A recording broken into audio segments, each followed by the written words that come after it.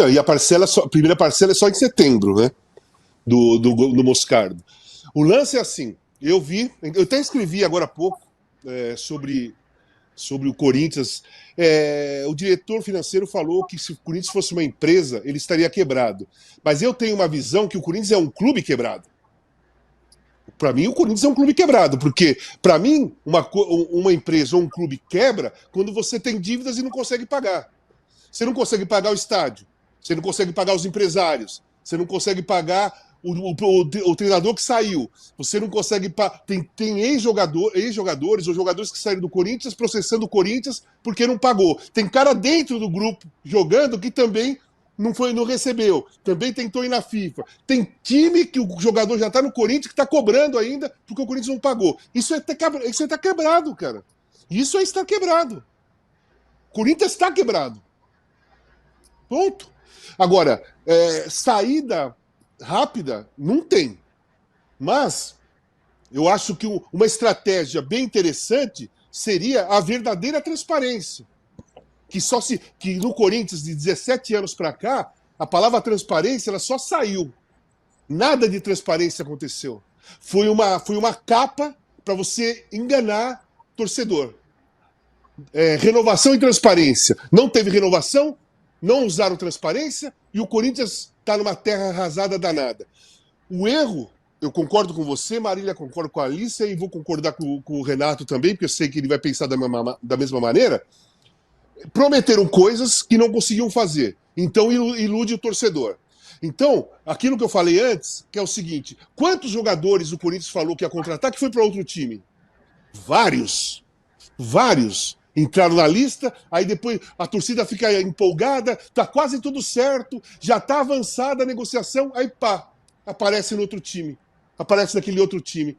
Então, o trabalho de um mês e pouco do Augusto, da equipe dele, foi péssimo no modo da comunicação. Da comunicação. Eles não se comunicaram bem, não falaram a real e ficaram vendendo coisas que eles não conseguiram cumprir, nem iriam conseguir, nem nenhum outro iria conseguir. Tinha que ter falado realmente que estava a terra arrasada, que toda a gestão anterior, mas principalmente essa do Duílio, acabou de jogar o Corinthians no buraco, em todos os sentidos, moralmente, tá? Moralmente, o Duílio acabou com o Corinthians. Financeiramente, foi só uma continuidade do desastre e caiu tudo na mão do Augusto. Mas caiu na mão de pessoas que não têm experiência, na minha visão, são incompetentes e estão aprendendo a lidar com uma situação gravíssima num tremendo de um clube.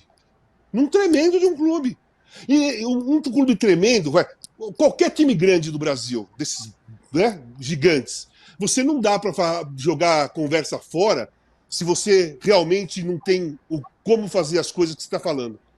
Então, isso, para mim, é iludir o torcedor, é enganar, é vender um peixe que você não tem, tá? E fazer viagens delirantes. Porque falar de Gabriel é delirante. Falar do Luiz Henrique era delirante.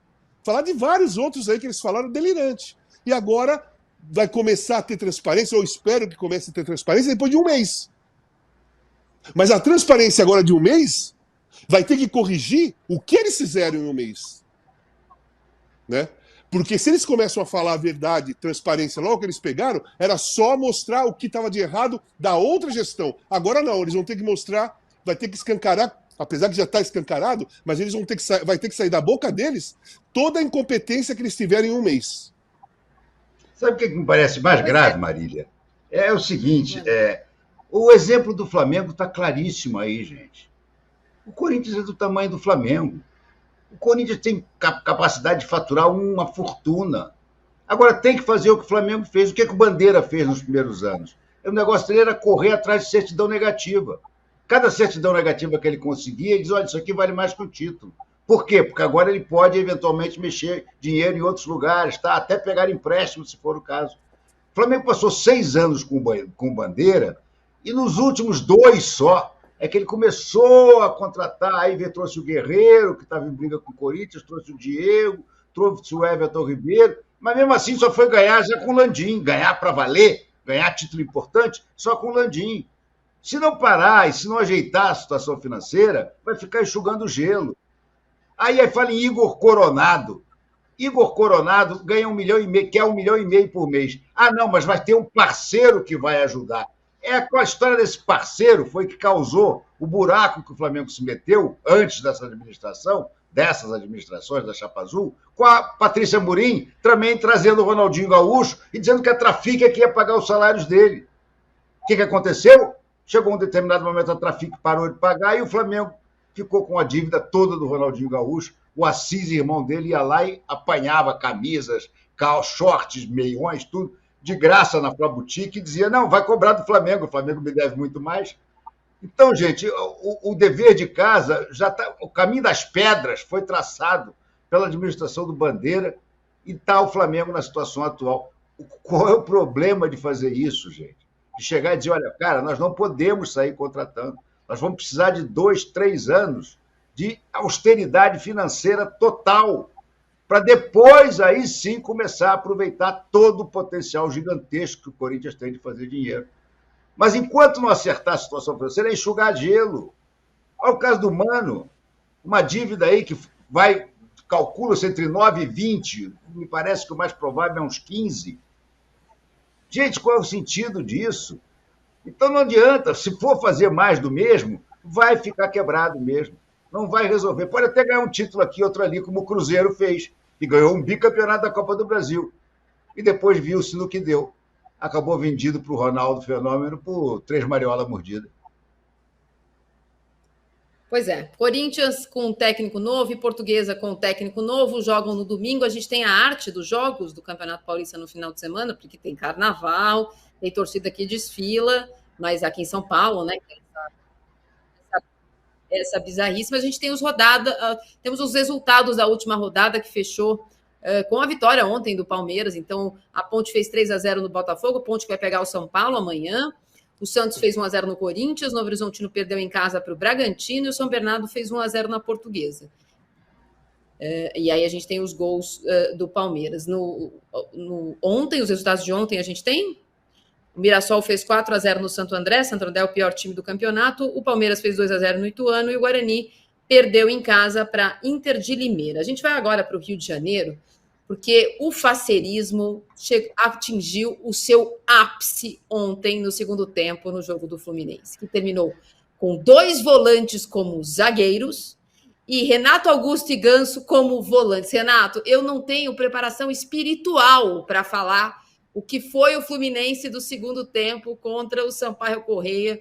A Miri Lacombe não está aqui para dizer, mas eu realmente não estou preparada nesta vida para um time assim. O curioso é que essa coisa de você recuar um zagueiro para botar mais um atacante, tirar um zagueiro para botar mais um atacante, o Fernando Diniz faz sempre, porque ele tem na equipe o André. Então ele puxa o André e mete mais um atacante lá na frente. Mas não tem não, até ele botou dois meio-campistas de zagueiro.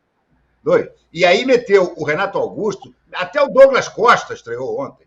Agora, é bom que ele foi obrigado a fazer isso tudo, porque o Fluminense não jogava bem. O Fluminense enfrentava o Sampaio Corrêa, que é um dos times mais fracos do Campeonato Carioca, que se entrincheirou lá atrás, como seria de se esperar, e o Fluminense não estava conseguindo fazer o gol. Mesmo com essa entrada aí de todo esse bando de atacantes, quem acabou resolvendo a parada foi Germán Cano. Uma vez mais, nós vamos ver aí o belo gol dele, um chutaço em cima do goleiro. Renato Augusto é um jogador, olha lá, Renato Augusto e Ganso, olha lá que tabelinha. Essa tabelinha tem quantos anos? Agora, olha o chute que o Cano deu, meu Deus do céu. E o Cano também, né? Quer dizer, se você juntar ali na comemoração Renato Augusto, Cano e Ganso, e se o Marcelo chegar, então, é 200 anos, dá 200 anos fácil, né? É curioso, esse time do Fluminense realmente é uma aposta que eles fazem cada vez mais nos bons jogadores, mas já com, supostamente, o prazo de validade vencido. No caso do Cano, por exemplo, tem 35 anos, o prazo de validade não está vencido, né? Ele continua a fazer gol. Mas não jogou bem o Fluminense ontem, não. E ele saiu empilhando atacantes, empilhando. Douglas Costa estreou, mas de uma maneira bem discreta, vamos assim dizer. E eles agora estão falando, sabe quem? Um jovem, eles vão trazer um jovem para a zaga, gente. Pô, sensacional, gostei. Thiago Silva, um garoto, vai chegar no Fluminense, talvez, na próxima janela, esse jovem Thiago Silva com um futuro brilhante pela frente. Não, sério, vocês não estão percebendo. O Fernando Diniz, ele está querendo não somente se consagrar como treinador, mas como geriatra, cara. Ele vai acabar fazendo um curso de geriatria, porque eu nunca vi tanto veterano num time só. E ontem ele não teve o menor medo, precisou fazer isso, botar todo mundo para frente até sair o gol do Cano. De fato, acho que o Fluminense, apesar desse faceirismo todo, eu estou brincando, mas não foi um futebol exuberante como normalmente, né, o Fluminense prega. O Fluminense teve muita dificuldade. É verdade que o Sampaio Corrêa estava jogando com 11 atrás da linha da bola, mas em outras oportunidades a movimentação de jogadores do Fluminense deu ao Fluminense, inclusive, mais chances de gol. Tirando o gol do Cano, teve o chute do Renato Augusto, teve muita gente que lembrou do jogo contra a Bélgica, o chute do Renato Augusto. Igualzinho, impressionante, a jogada igualzinha, incrível. Ele perdeu aquele gol, mas não jogou bem. O Fluminense ainda dos times grandes, Alícia, tenta encantar, mas não fez jogo grande. O primeiro clássico do Fluminense é na quarta-feira de cinzas.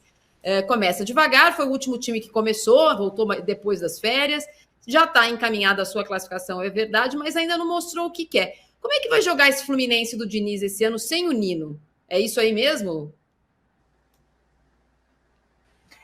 Eu até escrevi a coluna de hoje comparando um pouco dos testes que o Abel fez com os testes do Diniz. E, gente, parece que eu estou na caverna do dragão, né? Porque acabou a luz aqui em casa, então eu estou conectada pelo celular e, por sorte, a luz, uma delas que já estava carregada.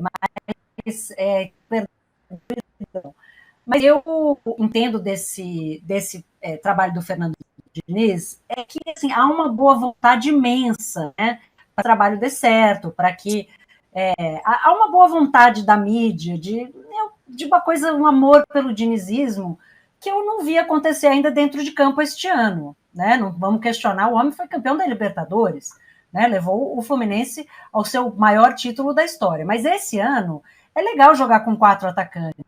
É fofo colocar o Augusto e o Ganso, mas ganhou de 1-0 de um time muito fraco, né? E eu acho que sempre quando a gente olhar o que está acontecendo com os grandes cariocas e com os grandes paulistas, a gente precisa lembrar que a régua dos adversários é muito diferente, né? Tem 7 times paulistas na Série B do Campeonato Brasileiro. E o Sampaio Corrêa é um time que acabou de subir da Série B do Campeonato Carioca. O Vasco ganhou do Audax, que é um time que não fez nenhum gol, não é que não tem ponto só, não tem gol no campeonato. Então, eu acho interessante, acho que esse é o momento para fazer teste, seja um teste de ter 4 volantes, seja um teste de ter 4 atacantes, mas não acho que deu resultado, né? Talvez seja interessante para o Fernando Diniz pensar justamente em reforçar essa zaga. Ele tem o Felipe Melo, né? Ele tem ali uns garotos, mas ele não tem um zagueiro de origem. E o Nino era importante não só na defesa, mas também na construção de jogo, como é todo mundo, né, até o Fábio, nesse time do Fernando Diniz. Mas eu acho que é adversário para jogar com a defesa tão exposta. Não tenho saúde. Ele tem jogado com Thiago Santos e Felipe Melo, né, que não são exatamente zagueiros, estão recolocados como zagueiros. Ele tem o David Braz, que não tem jogado ainda nessa temporada. Ele tem o Antônio Carlos, que foi contratado. Ele tem o Manuel, cuja suspensão deve estar acabando essa semana e que eventualmente vai poder jogar. Mas nenhum deles, de fato, frequenta a pré-escola. Estão mais na faixa etária dos demais coleguinhas, como diz o Renato.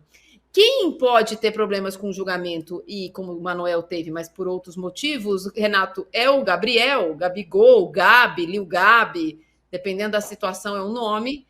Foi marcado esse julgamento. Você acha que existe algum perigo disso atrapalhar as escolhas do Tite? Porque ficou um cheirinho de que para a semana que vem ou para amanhã, tem jogo do Flamengo amanhã, fiquei com uma cara de que ele ia com o Bruno Henrique e Gabigol para amanhã, mas não sei, porque o Flamengo jogou melhor no segundo tempo.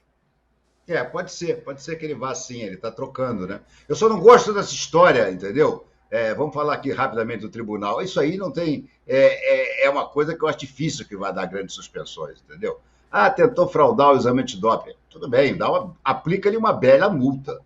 Mas o exame, inclusive, até onde eu sei, o exame deu negativo. Mas, enfim, Aí é o tribunal que vai julgar, e se pegar um gancho, complica. E se for um gancho grande, inclusive, complica, porque aí vai chegar no meio do ano, quando o Gabriel já pode assinar pré-contrato com outro clube. Essa situação do Gabriel é uma situação alarmante. Mas, de qualquer maneira, no jogo de amanhã, por exemplo, eu acho que é possível, sim, que ele jogue com Gabriel e Bruno Henrique. O que eu não gosto é exatamente dessa coisa das duplas. Lembrando do Lazzaroni na Copa de 90. Ou jogava Bebeto e Romário, ou jogava Miller e Careca. Ora, bolas, por que não podia misturar? Né? Eu acho que por que não pode misturar de jogar, por exemplo, o Pedro e o Bruno Henrique? Ou o Cebolinha e o Gabriel? Tem que ser os dois, Gabriel e Bruno Henrique, Pedro e Cebolinha. Ou um ou outro. Eu acho bobagem. Mas eu acho que sim, amanhã é boa a chance de que ele comece com o Gabriel e com o Bruno Henrique. É um jogo atrasado que o Flamengo tem, né, da terceira rodada, e se o Flamengo ganhar, ele fica a apenas 2 pontos do Fluminense. O Fluminense continua na liderança de qualquer maneira, mas o Flamengo ficaria a apenas 2 pontos do Fluminense, passaria o Nova Iguaçu, que é praticamente certo que vai acabar sendo um dos semifinalistas. Tem que ver quem é que vai ficar de fora, se vai ser Vasco ou Botafogo. No momento é o Botafogo. E o Flamengo ficando 2 pontos atrás apenas, ainda tem o Fla-Flu. Então o Flamengo pode ainda sonhar com o título da Taça Guanabara. Casão, eu vou chamar... Eu queria lembrar a todos, fui lembrada aqui pela chefia, que no nosso chat tem o link para a entrevista do Rosalá Santoro hoje aqui para o UOL, para o de primeira, para vocês acompanharem esse... Para quem não gosta de pular carnaval e prefere filme de terror, recomendo. Assiste, faz uma pipoca, senta e assiste. Mesmo que você não goste de filme de terror, mas você gosta da realidade. E chora. É necessário... E chora. E chora. E chora. Chora.